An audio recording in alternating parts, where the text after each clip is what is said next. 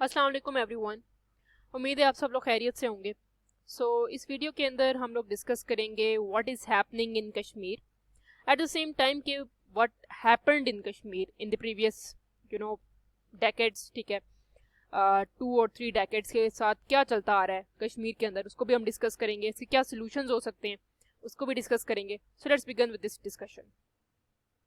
सबसे पहले हमें पता होना चाहिए कि कश्मीर के जो इश्यूज हैं उसकी हिस्ट्री। अब हिस्ट्री क्या है इन लोगों की, ठीक है, ये लोग क्या सोचते हैं, ठीक है, बेसिकली कश्मीरी जो हैं उनकी तारीख क्या है। बेसिकली अगर देखा जाए तो 1948 की वॉर, 1965 की वॉर और 1999 की जो वॉर हुई थी पाकिस्तान और इंडिया के दरमियान, वो सोलरली बेस्ड थी कश्मीर के ऊपर, वहाँ के लोगों के राइट्स के ऊपर, कि वहाँ के जो लोग हैं वो मुस्लिम्स हैं, ठीक है, और उनकी जो स्टेट है वो इंडिया के अंदर है और वो उनके जो राइट्स हैं वो वायलेट हो रहे थे, जिसकी वजह से पाकिस्तान और इंडिया के दरमियान में जंग हुई थी। ठीक है, और ये वॉर जो थी उसका सोल रीज़न ही कश्मीर का इशू था। हरी सिंह जो थे, जो पाकिस्तान के बनने वक्त, उन्होंने ये बात कही थी कि वो प्रिंसली स्टेट ही रहेंगे। प्रिंसली स्टेट का मतलब ये होता है कि वो अपने आप को खुद रूल करेंगे, ठीक है, उनको किसी के साथ शामिल नहीं होना, ठीक है, ना इंडिया के साथ ना पाकिस्तान के साथ, वो अपने आप को रूल खुद करेंगे। उस वक़्त के ये वहाँ के रूलर थे कश्मीर के, तो उन्होंने ये बात कही थी। आर्टिकल 370 और आर्टिकल 35A क्या है? बेसिकली आर्टिकल 370 और 35A ये है कि बेसिकली जो कॉन्स्टिट्यूशन है कश्मीर का, ठीक है, उसके ऊपर इंडिया का कॉन्स्टिट्यूशन लागू नहीं होता। उनका कॉन्स्टिट्यूशन ये कहता है कि कश्मीर को कश्मीरी लोग ही रूल करेंगे और कश्मीर को एक ऑटोनमस स्टेटस दे दिया जाए, और पाकिस्तान कश्मीर जो है वो ऑटोनमस रीजन है, ठीक है। मतलब ऑटोनमस का क्या है वो मैं आगे बताती हूँ। इंडिया ने क्या किया कि 370A और 35A आर्टिकल का जो स्पेशल स्टेटस था कश्मीर का, वो उन्होंने वापस ले लिया इंडिया कश्मीर से, ठीक है, जिसकी वजह से बहुत ज़्यादा मसाइल शुरू हो गए। 5 अगस्त 2019 में ये स्पेशल स्टेटस जो था इंडिया ने वापस ले लिया था कश्मीर से। अब स्पेशल स्टेटस क्या होता है? स्पेशल स्टेटस ये होता है कि कश्मीर को, ठीक है, कश्मीर को ऑटोनमसली रीजन के ऑटोनमसली रूल किया जाएगा। ऑटोनमस का मतलब ये होता है कि जो वहाँ के लोग हैं, ठीक है, वहाँ के जो लोग हैं वही उसको रूल करेंगे, ठीक है, कोई बाहर का बंदा रूल नहीं करेगा। वो जो कश्मीर है वो इंडिपेंडेंट है, उनको कोई रूल नहीं कर सकता। वो सिर्फ इंडिपेंडेंट है, उनके रूल्स इंडिपेंडेंट है, उनका कॉन्स्टिट्यूशन इंडिपेंडेंट है, उनके ऊपर कोई और किसी किस्म की जोर जबरदस्ती नहीं है, ठीक है। तो ये स्पेशल स्टेटस था जो कि इंडिया ने उनसे वापस ले लिया, ठीक है। और at the time of Pakistan के इंडिपेंडेंस के वक्त हरी सिंह ने भी कहा था कि हम प्रिंसली स्टेट में रहेंगे, हम लोगों की प्रिंसली स्टेट ही ठीक है, हम किसी के साथ शामिल नहीं होना चाहते। अब देखा जाए तो ओवरऑल अगर देखा जाए तो इंडिया की मुसलमानों के साथ काफ़ी खतरनाक जो है ट्रीटमेंट है। वो वायलेट करते हैं मुसलमानों के राइट्स को, मुसलमानों की जो हकूक़ है उनको पामाल कर देते हैं। जिसके अंदर अगर देखा जाए तो नेशनल सिटीजनशिप अमेंडमेंट जो है वो भी एक आ चुकी है, जिसके अंदर क्या था कि 19 लाख मुसलमानों ने असम की डिस्ट्रिक्ट के अंदर अपनी जो है सिटीजनशिप जो थी वो लॉस कर दी थी। अब सिटीजनशिप अमेंडमेंट एक्ट के अकॉर्डिंग ये कहा जाता है कि भाई जो अफगानिस्तान से, जो पाकिस्तान से और जो इंडिया के लोग हैं जो बाहर से आ रहे हैं, मतलब वो अगर हिंदू हैं तो उनको फ़ौरन से पहले नेशनलिटी दे दी जाएगी, लेकिन जो मुस्लिम हैं उनको नेशनलिटी नहीं दी जाएगी, चाहे वो 14-15 साल भी वहाँ पर रहें। इसी तरह बाबरी मॉस्क का इशू ये था कि 1992 के अंदर बाबरी मॉस्क को तोड़कर वहाँ पर राम टेम्पल बना दिया गया और सुप्रीम कोर्ट के वर्डिक्ट के अकॉर्डिंग 7 एकड़ ऑफ लैंड जो था वो मुसलमानों को दे दिया गया कि वो कहीं और जाकर मस्जिद बना लें, ठीक है।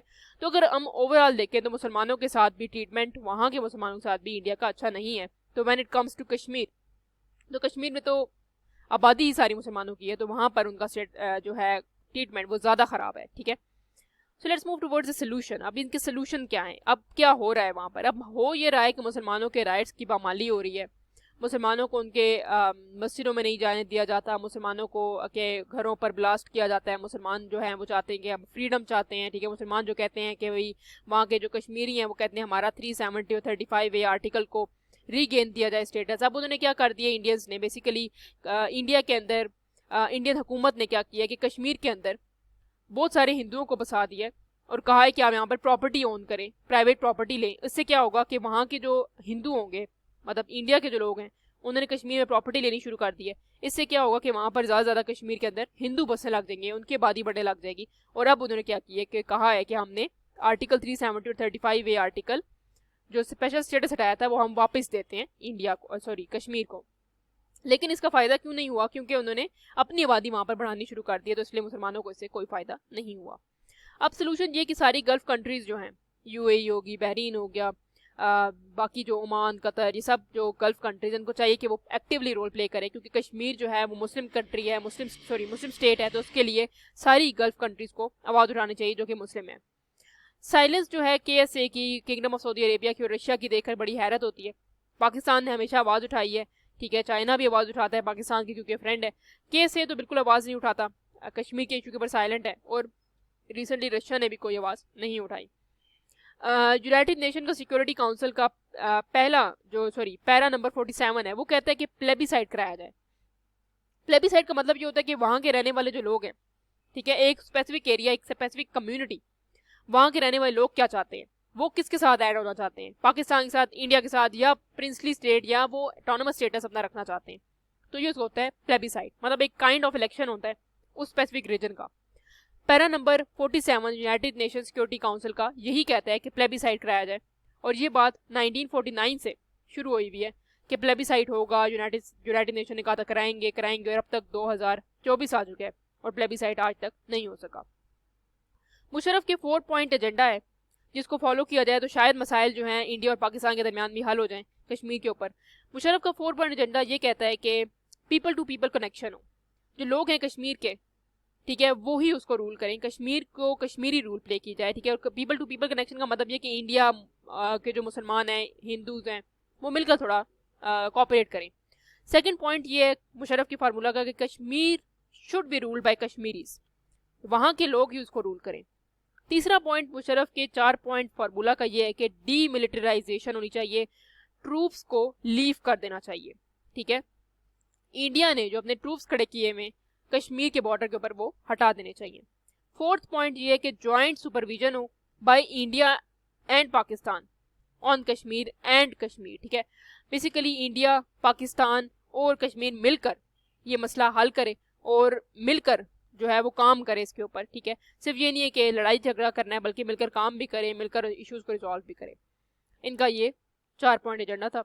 OIC का रोल भी प्ले करना बहुत ज़रूरी है, ऑर्गेनाइजेशन ऑफ इस्लामिक काउंसिल है ये बेसिकली, और इसका रोल इसलिए बहुत ज़रूरी है क्योंकि इसके अंदर सारी की सारी जो कंट्रीज़ हैं, 57 कंट्रीज़ हैं, वो सब मुस्लिम स्टेट्स हैं। उनको चाहिए कि इस प्लेटफॉर्म को इस्तेमाल करते हुए वो मुसलमानों के एक स्टेट के लिए आवाज़ उठाएं, ठीक है, कश्मीर के लिए आवाज़ उठाएं, पैलेस्टाइन के लिए आवाज़ उठाएं। इससे क्या होगा कि थोड़ा सा मसला जो होगा और जो इशूज़ होंगे वो मिनिमाइज हो सकते हैं, ठीक है, इंटरनेशनल लेवल पर जब आप आवाज़ उठाएंगे तो।